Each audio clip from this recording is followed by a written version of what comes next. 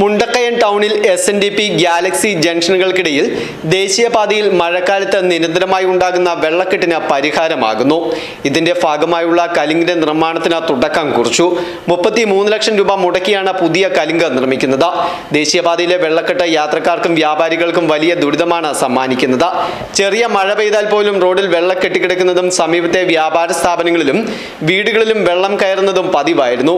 ഇവിടെ നിലവിലുണ്ടായിരുന്ന കലിങ്ക് വളരെ ചെറുതും തകരാറിലായതുമായിരുന്നു. തന്മൂലം റോഡിൽ വെള്ളം ഒഴുകിപ്പോകാത്ത സ്ഥിതിയും ഉണ്ടായിരുന്നു. ഇളമ്പ്രാമര ഭാഗത്തു നിന്നടക്കം കുന്നിന്റെ മുകളിൽ നിന്ന് വരുന്ന വെള്ളവും റോഡിൽ കെട്ടിക്കിടന്നിരുന്നു. ഇതോടെ ചെറിയ മഴ പെയ്താൽ പോലും ദേശീയപാതയിൽ വലിയ വെള്ളക്കെട്ടാണ് രൂപപ്പെട്ടിരുന്നത്. ഈ പ്രശ്നത്തിന് പരിഹാരം കാണുന്നതിന്റെ ഭാഗമായിട്ടാണ് ഇപ്പോൾ പുതിയ കലിങ്കിന്റെ നിർമ്മാണത്തിന് തുടക്കം കുറിച്ചിരിക്കുന്നത്.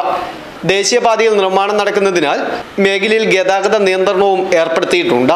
ഗതാഗതക്കുരുക്ക് ഒഴിവാക്കുവാനായി പരമാവധി വാഹനയാത്രക്കാർ മുണ്ടക്കയം ബൈപ്പാസ് റോഡ് പ്രയോജനപ്പെടുത്തണമെന്ന് ദേശീയപാത വിഭാഗം അധികൃതർ അറിയിച്ചിട്ടുണ്ട്.